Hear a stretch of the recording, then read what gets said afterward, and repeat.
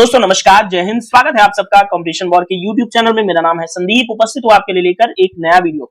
दोस्तों आप सब जानते हैं कि भारत के अंदर लोकसभा का चुनाव चल रहा है, जिसमें दोस्तों हाल ही में 1 अप्रैल को पहले चरण का जब मतदान शुरू हुआ, तभी शोम्पेन जनजाति ने पहली बार मतदान किया। इसी के संबंध में ये न्यूज है, विस्तार पूर्वक हम आपसे बात करेंगे। साथ ही इस वीडियो के अंदर हम देखेंगे शोम्पेन जनजाति कहां पाई जाती है और इसकी कुछ विशेषताओं के बारे में चर्चा करेंगे। साथ ही दोस्तों शोम्पेन जनजाति को विशेष रूप से कमजोर जनजातीय समुदाय के अंदर कंसीडर किया जाता है, तो पीवीटीजी आखिर विशेष रूप से कमजोर जनजातीय समुदाय होते क्या है, इसकी भी इस वीडियो के अंदर हम विस्तार पूर्वक चर्चा करेंगे। साथ ही पीवीटीज विकास मिशन चल रहा है प्रधानमंत्री का, उसकी भी हम आपसे चर्चा करेंगे।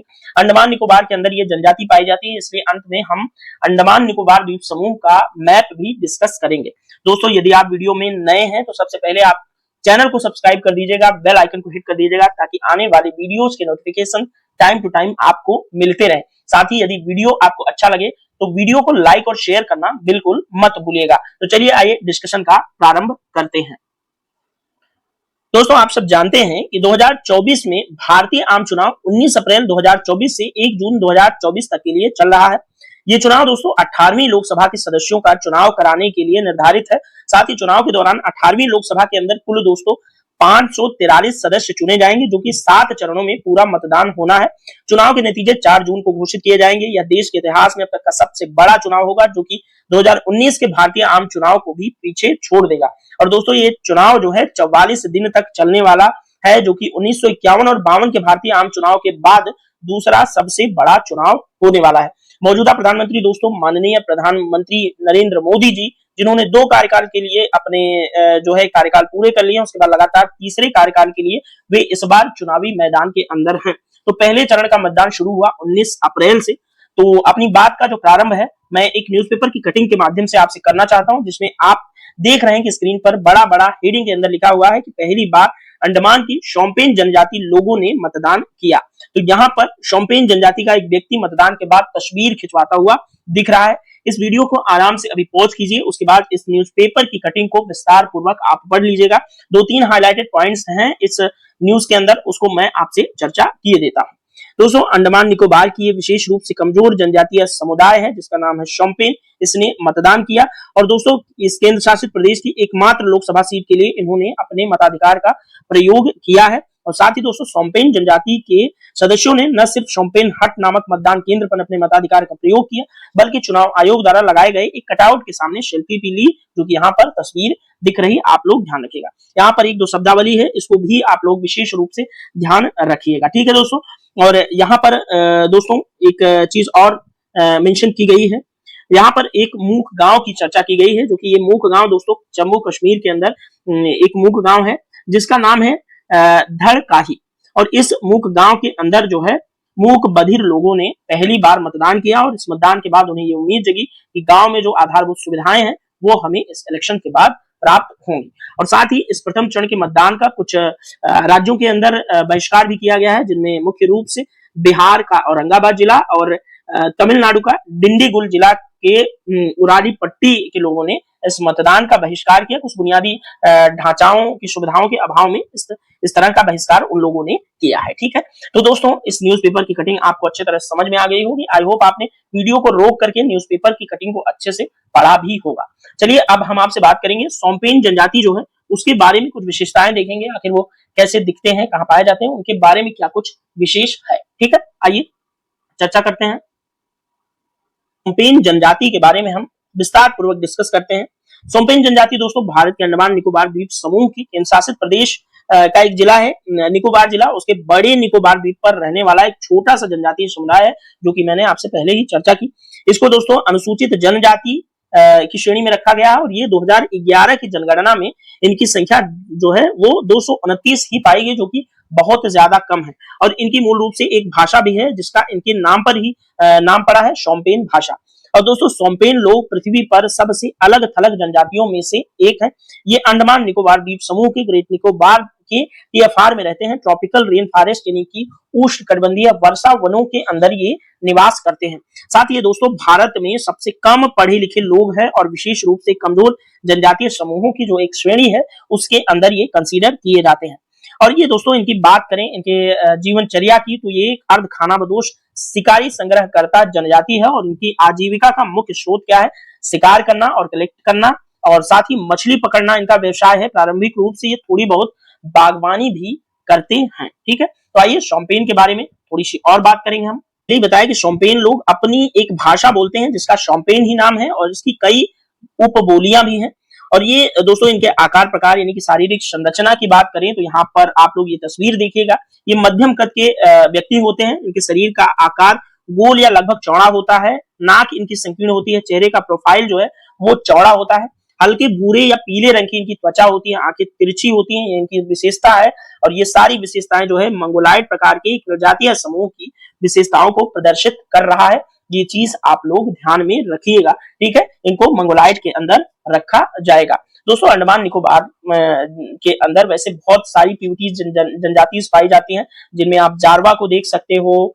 ठीक है, सेंटिनलीज नाम की एक जनजाति है। पिछले कुछ साल पहले जब एक अमेरिकन पत्रकार वहां गया था, तो ये लोग चूंकि समाज से बिल्कुल मुख्य धारा से कटे हुए होते हैं, तो ये जब मुख्य धारा के व्यक्तियों को देखते हैं तो ये काफी असुरक्षा की भावना महसूस करते हैं। तो जब एक अमेरिकन व्यक्ति वहां घूमने गया था, अमेरिकन चाइनीज था, घूमने गया था, तो वहां पर इन लोगों ने जारवा जनजातीय समूह द्वारा या सेंटिनल द्वारा उनकी हत्या कर दी गई थी उस व्यक्ति की, क्योंकि ये काफी समाज से कटे हुए होते हैं। तो समाज जब इनके पास पहुंचता है, मतलब हम लोग जो भारत के मेन लैंड के लोग होते हैं या दुनिया के मेन लैंड के लोग जब इनके पास पहुंचते हैं, तो ये ऐसा महसूस करते हैं कि ये लोग हमारे लिए एक थ्रेट है, खतरा है, इसलिए ये अपनी सुरक्षा में उनकी हत्या कर देते हैं।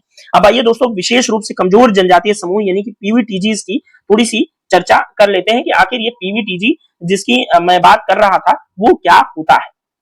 दोस्तों भारत के केंद्रीय गृह मंत्रालय ने देश के 18 राज्यों और अंडमान निकोबार द्वीप समूह संघ राज्य क्षेत्र के 75 जनजातीय समूहों को विशेष रूप से कमजोर जनजातीय समूहों यानी कि पीवीटीज की श्रेणी के अंदर वर्गीकृत किया है। याद रखिएगा, इंपॉर्टेंट होगा। भारत के 18 राज्य और अंडमान निकोबार द्वीप समूह को मिला करके भारत की कुल 75 जनजातियों को पीवीटीजीज के अंदर रखा गया है। दोस्तों आदिवासी समूहों में पीवीटीजी जो सबसे अधिक कमजोर होते हैं। वर्ष 1975 के अंदर दोस्तों भारत सरकार ने सबसे कमजोर जनजातियों को पीवीटीजीज नामक एक अलग श्रेणी के रूप में पहचानने के लिए पहल किया था। ठीक है, चलिए थोड़ा सा और समझते हैं पीवीटीजी को। यहां पर दोस्तों कुछ फैक्ट्स की बात कर लेते हैं। जो 75 सूचीबद्ध पीवीटीज हैं उनमें सबसे अधिक जनसंख्या जो है संख्या भारत के किस राज्य के अंदर है? तो भारत के उड़ीसा में 13 कुल पीवीटीज समुदाय पाए जाते हैं। इसके बाद दूसरे नंबर पर आंध्र प्रदेश आता है, यहाँ पर कुल 12 पीवीटीज जनजातीय समूह पाए जाते हैं। दोस्तों वर्ष 1973 के अंदर डेबर आयोग ने सबसे कम विकसित जनजातियों को आदिम जनजातीय समूह यानी कि प्रिमिटिव ट्राइबल ग्रुप्स यानी कि पीटीजीज की एक अलग श्रेणी के रूप में यहाँ पर वर्गीकृत किया। उसके बाद साल 2006 के अंदर भारत सरकार ने दोस्तों पीटीजी जो कि डेबर आयोग द्वारा सुझाया गया था, उसका नाम जो है बदल करके पीवीटीजी कर दिया गया था। आई होप आपको पीवीटीजीज अच्छे से समझ आया होगा। यहाँ पर एक चित्र के माध्यम से पीवीटीजीज की स्थिति को समझने की कोशिश करते हैं। देखिए सबसे ऊपर ट्राइबल ग्रुप होता है, ट्राइबल ग्रुप के अंदर फिर उसके अंदर होती है शेड्यूल ट्राइब जिसको हम शेड्यूल अनुसूचित जनजाति बोलते हैं। उसके बाद सबसे अंदर जो है सबसे कमजोर जनजातीय समुदाय होता है जिसको हम पर्टिकुलरली वल्नरेबल ट्राइबल ग्रुप यानी कि पीवीटीजीज कंसीडर करते हैं। ठीक है, आई होप इस चित्र के माध्यम से पीवीटीज की स्थिति आपको अच्छे से क्लियर हो गई होगी। अब दोस्तों पीवीटीज के विकास के लिए और उनके संवर्धन के लिए प्रधानमंत्री द्वारा एक पीवीटीजी विकास मिशन चलाया गया है। तो पीवीटीजी विकास मिशन क्या है उसकी भी हम यहाँ पर चर्चा कर देते हैं, क्योंकि मेरे ज्यादातर व्यूअर्स जो होते हैं वो ज्यादातर यूपीएससी या फिर किसी स्टेट की सिविल सर्विस की तैयारी करने वाले प्रतियोगी छात्र होते हैं। तो इस तरह के जब मिशन हम अपने वीडियोस के अंदर लेकर आते हैं और पूरा विषय से संबंधित जो भी मुख्य मुख्य चीजें होती हैं जब हम चर्चा कर देते हैं, तो हमारे जो व्यूअर्स हैं उनके कोई भी सवाल दिमाग में इस विषय से नहीं रह जाते हैं। ठीक है, तो आइए प्रधानमंत्री पीवीटीजी विकास मिशन की बात करते हैं। तो दोस्तों केंद्रीय वित्त मंत्री जो निर्मला सीतारमण जी हैं, उन्होंने 1 फरवरी 2023 को केंद्रीय बजट 2023-24 प्रस्तुत करते वक्त प्रधानमंत्री पीवीटीजी विकास मिशन की घोषणा की थी। याद रखिएगा कि प्रधानमंत्री पीवीटीजी विकास मिशन की घोषणा माननीय निर्मला सीतारमण जी ने, जो कि हमारे देश की वित्त मंत्री हैं, उन्होंने 1 फरवरी 2023 को जब केंद्रीय बजट पेश कर रही थी 2023-24 का, उसी बजट के अंदर इन्होंने इस मिशन की घोषणा की थी। केंद्र सरकार ने दोस्तों अगले 3 वर्षों में इस मिशन को लागू करने के लिए अनुसूचित जनजातियों हेतु विकास कार्य योजना के तहत 15,000 करोड़ रुपए आवंटित भी किए हैं। ठीक है, तो आई होप आपको पीवीटीजी अच्छे से समझ आई होगी, साथ ही प्रधानमंत्री पीवीटीजी विकास मिशन भी समझ में आया होगा, सौंपिन जनजाति भी समझ में आई होगी, और साथ ही जो न्यूज़पेपर की कटिंग थी उसमें कुछ महत्वपूर्ण हाईलाइटेड जो पॉइंट थे उसकी भी मैंने यहाँ पर चर्चा आपसे कर दी है। अब अंत में दोस्तों हम अपने प्रतियोगी छात्रों के लिए और आप सभी व्यूअर्स के लिए लेकर आते हैं उस विशेष स्थान का मैप जिससे संबंधित हमारा विषय होता है। तो आज हम अंडमान निकोबार द्वीप समूह के मैप को भी आइए थोड़ा सा देख लेते हैं। दोस्तों आपकी स्क्रीन पर अंडमान निकोबार द्वीप समूह जो कि भारत के भारत के बे ऑफ बंगाल की खाड़ी जो कि भारत के दक्षिण पूर्व से पूर्व तक है, वहां पर समुद्र के अंदर यानी कि इंडियन ओशियन हिंद महासागर के अंदर आइलैंड्स की कुछ पट्टियां हैं जिनको हम अंडमान निकोबार द्वीप समूह बोलते हैं संयुक्त रूप से, जो कि भारत का एक केंद्र शासित प्रदेश भी है। और इस प्रदेश को एक लाइन है जो 11 डिग्री लाइन है, वो 2 भागों में डिवाइड करती है। इन 2 भागों को, उत्तर के भाग को अंडमान आइलैंड बोलते हैं और दक्षिण के भाग को निकोबार आइलैंड बोलते हैं। और अंडमान निकोबार की जो राजधानी है वो पोर्ट ब्लेयर है। यहाँ पर ये आप लोगों को याद रखना चाहिए, और यहीं पर पड़ता है अंडमान सी। और यहाँ पर कार निकोबार, लिटिल अंडमान, कुछ चीजें जो कि यहाँ पर मेंशन है, ग्रेट निकोबार यहाँ पर है। ये सब चीजें आप लोग वीडियो को पॉज करके देख सकते हैं। मुख्य मुख्य बातें जो कि मैप के अंदर थी वो मैंने आप सबको बता दिया है। तो ये अब दोस्तों ये वीडियो यहीं पर पूरा होता है। वीडियो आपको कैसा लगा ये कमेंट बॉक्स में जरूर बताइएगा। यदि कुछ सुझाव देना चाहते हैं तो भी कमेंट बॉक्स आपके लिए ओपन है। वीडियो कैसा लगा, आई होप आपको अच्छा ही लगा होगा, क्योंकि सारे वीडियोस को आप लाइक करते हैं और शेयर भी किया जाता है। तो मुझे देखकर ये चीजें, आपकी प्रतिक्रियाएं देखकर अच्छा लगता है कि कम से कम मैं आप सब लोगों के लिए एक संतोषजनक मटेरियल दे पा रहा हूं। तो ये वीडियो देखने के लिए आप सबका बहुत बहुत धन्यवाद, जो आप इतना प्यार दिखा रहे हैं मेरे चैनल को, इसके लिए भी आपका तहे दिल से शुक्रिया। मिलेंगे नेक्स्ट वीडियो में, आपका दिन शुभ हो, बाय बाय।